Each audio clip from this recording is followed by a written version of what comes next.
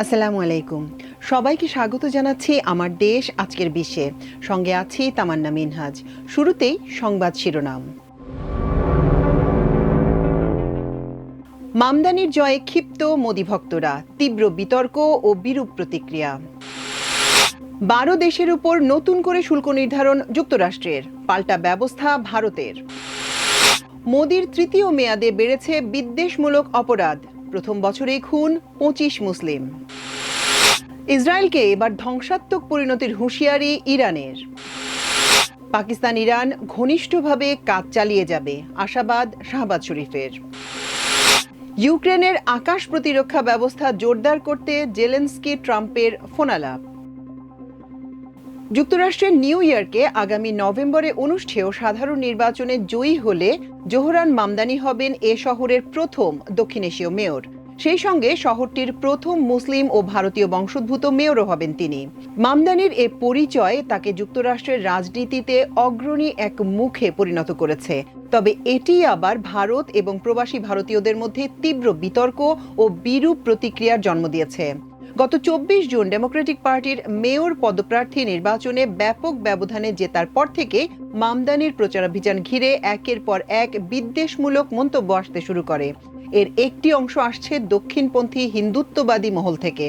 এই আক্রমণের কেন্দ্রবিন্দুতে রয়েছে মামদানির ধর্মীয় পরিচয়। 33 বছর বয়সী এর রাজনীতিক একজন মুসলিম। অনেকেই তাকে জিহাদি ও ইসলামপন্থী আখ্যা দিয়েছেন। কেউ কেউ আবার বলছেন তিনি হিন্দু বিরোধী ও ভারত বিরোধী।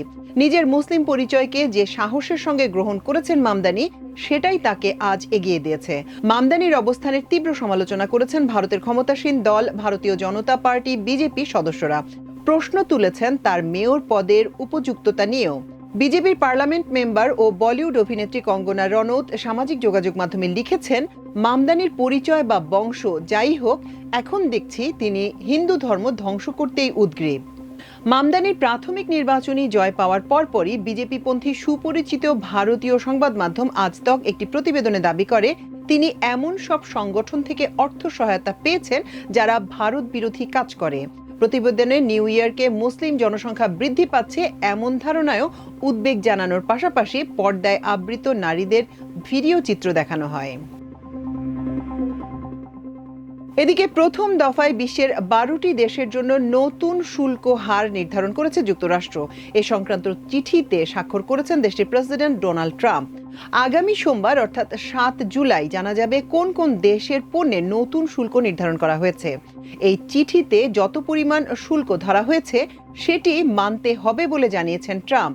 আজ শনিবার নিউ জার্সিতে যাওয়ার সময় সাংবাদিকরা বিমানে ট্রাম্পকে প্রশ্ন করেন, তখন ট্রাম্প জানান 12টি দেশের জন্য শুল্ক নির্ধারণ হয়ে গেছে। এর আগে ট্রাম্প বলেছিলেন শুক্রবার 4 জুলাই শুল্ক সংক্রান্ত চিঠিগুলো প্রকাশ করা হবে। তবে এখন এই তারিখ থেকে পিছিয়ে এসেছে মার্কিন সরকার।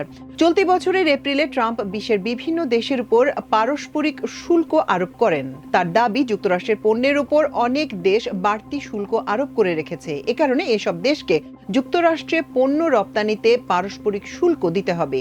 এসব দেশের পণ্যের জন্য সর্বনিম্ন 10% এবং কিছু কিছু দেশের ক্ষেত্রে 50% শুল্ক আরোপ করেন ট্রাম্প।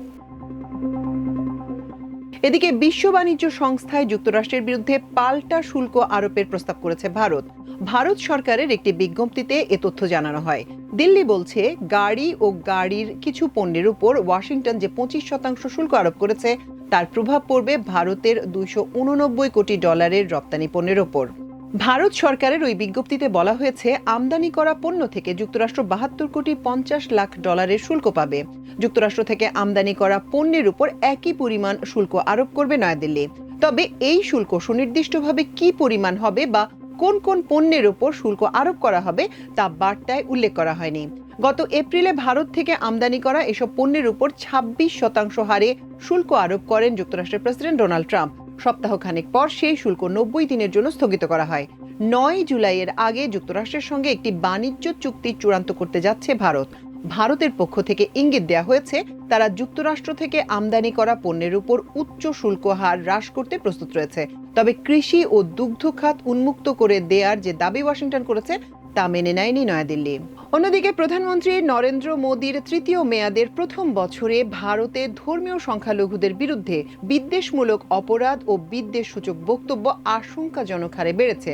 দিল্লি ভিত্তিক মানবাধিকার সংস্থা association for protection of civil রাইটসের নতুন প্রতিবেদনে উঠে এসেছে এ তথ্য। মুসলিম, দলিত, আদিবাসী এবং খ্রিস্টান সহ অন্য সংখ্যালঘুদের ওপর এই সহিংসতা পদ্ধতিগত ও প্রতিহিংসা পরায়ণ বলে প্রতিবেদনে উল্লেখ করা হয়েছে। প্রতিবেদনে বলা হয়েছে, মোদী সরকারের প্রথম বছর অর্থাৎ 7 জুন 2024 থেকে 7 জুন 2025 পর্যন্ত মোট 947টি ঘৃণা সম্পর্কিত ঘটনা নথিভুক্ত হয়েছে, যার মধ্যে 345টি বিদ্বেষপূর্ণ বক্তব্য এবং 602টি সরাসরি ঘৃণা সম্পর্কিত অপরাধ। 602টি ঘৃণা সম্পর্কিত অপরাধের মধ্যে 173টিতে শারীরিক সহিংসতার ঘটনা ঘটেছে এবং 25টি ঘটনায় ভুক্তভোগীর মৃত্যু হয়েছে। নিহত সবাই মুসলিম। 345টি বিদ্বেষপূর্ণ বক্তব্যের মধ্যে 178টি বিজেপির সঙ্গে যুক্ত ব্যক্তিরা দিয়েছেন। স্বয়ং প্রধানমন্ত্রী 5টি, বিজেপি শাসিত রাজ্যের মুখ্যমন্ত্রীরা 63টি এবং অন্যান্য নির্বাচিত জনপ্রতিনিধিরা 71টি বিদ্বেষপূর্ণ বক্তব্য দিয়েছেন। এমনকি 2জন বিচারক ও একজন গভর্নরও এই তালিকায় রয়েছেন। বিজেপি শাসিত রাজ্যগুলোতে, বিশেষ করে উত্তরপ্রদেশ, মধ্যপ্রদেশ ও মহারাষ্ট্রে ঘৃণা সম্পর্কিত অপরাধের ঘটনা বেশি ঘটেছে। গণেশ চতুর্থী, নবরাত্রি, রাম নবমী এবং হোলির মতো হিন্দু উৎসবগুলো পরিকল্পিতভাবে সংখ্যালঘুদের বিরুদ্ধে সহিংসতার ক্ষেত্র হিসেবে ব্যবহৃত হয়েছে। মিডিয়া প্রচারণা, রাজনৈতিক বাগাড়ম্বর এবং পুলিশের নিষ্ক্রিয়তা এতে ইন্ধন জুগিয়েছে। এপিসিআর জানিয়েছে, নথিভুক্ত 602টি ঘৃণা সম্পর্কিত অপরাধের মাত্রা 13% ঘটনা এফআইআর দায়ের করা হয়েছে, যা পুলিশের নিষ্ক্রিয়তা বা জড়িত থাকার ইঙ্গিত দেয়। প্রতিবেদনে দাবি করা হয়েছে, নির্বাচন, এমনকি স্থানীয় নির্বাচনে ঘৃণা সম্পর্কিত অপরাধ ও বিদ্বেষপূর্ণ বক্তব্যের কেন্দ্রবিন্দুতে পরিণত হচ্ছে। দিল্লি, ঝাড়খণ্ড, মহারাষ্ট্র এবং উত্তরাখণ্ডে ঘৃণা সম্পর্কিত অপরাধের উল্লম্ফন বিশ্লেষণে বোঝা যায়, নির্বাচনের সময় বিজেপির অনুকূলে এটি পরিবেশ তৈরির জন্য উদ্দেশ্য প্রণোদিতভাবে ঘৃণামূলক অপরাধ ও বিদ্বেষপূর্ণ বক্তব্য ছড়ানো হয়েছে। এপিসিআর এর প্রতিবেদনে উঠে এসেছে, ভারতের হিন্দুত্ব এখন নিছক একটি মতাদর্শ নয়, বরং একটি শাসন কাঠামো, যা সহিংসতার স্বাভাবিকীকরণ, সংখ্যালঘুদের লক্ষ্যবস্তু করা এবং তাদের সুরক্ষার জন্য রাষ্ট্রীয় প্রতিষ্ঠানগুলোর নিরাপত্তার মাধ্যমে স্পষ্ট। এদিকে পাকিস্তানের প্রধানমন্ত্রী শাহবাজ শরীফ ইরানের সার্বভৌমত্ব ও ভৌগোলিক অখণ্ডতার প্রতি আবারও তার দেশের অটল সমর্থন পুনর্ব্যক্ত করেছেন। তিনি বলেছেন, তেহরানের সঙ্গে ঘনিষ্ঠভাবে কাজ চালিয়ে যাবে ইসলামাবাদ। শুক্রবার আজারবাইজানের খানকেন্দিতে অনুষ্ঠিত ইকোনমিক কোঅপারেশন অর্গানাইজেশনের সম্মেলনের ফাঁকে ইরানের প্রেসিডেন্ট মাসুদ পেজেশকিয়ানের সঙ্গে সাক্ষাৎকালে এই প্রতিশ্রুতি দেন তিনি।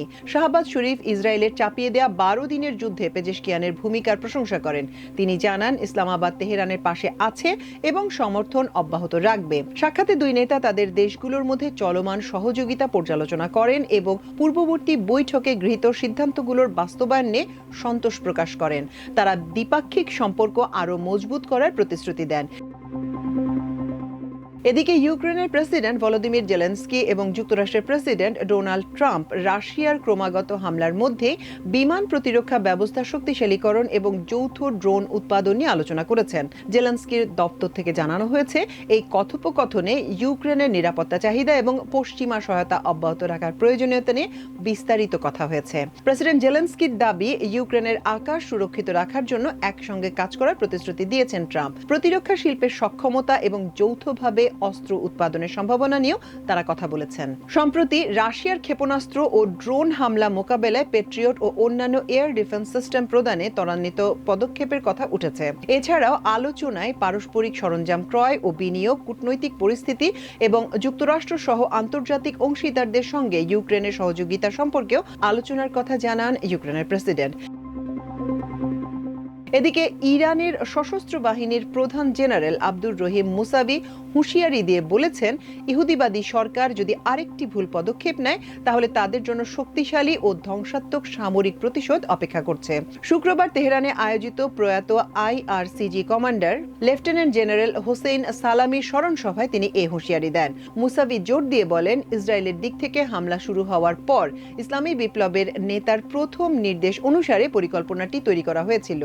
যুদ্ধবিরতির কারণে এটি স্থগিত করা হয়। তবে তিনি বলেছেন এই পরিকল্পনা তাৎক্ষণিক ব্যবহারের জন্য প্রস্তুত রয়েছে। ইরানি জেনারেলের এই হুঁশিয়ারি তেহরানের এই বার্তাকে আরও জোরালো করে যে ভবিষ্যতে যে কোনো উত্তেজনা হলে জোরালো ও অপ্রত্যাশিত প্রতিশোধ নেওয়া হবে।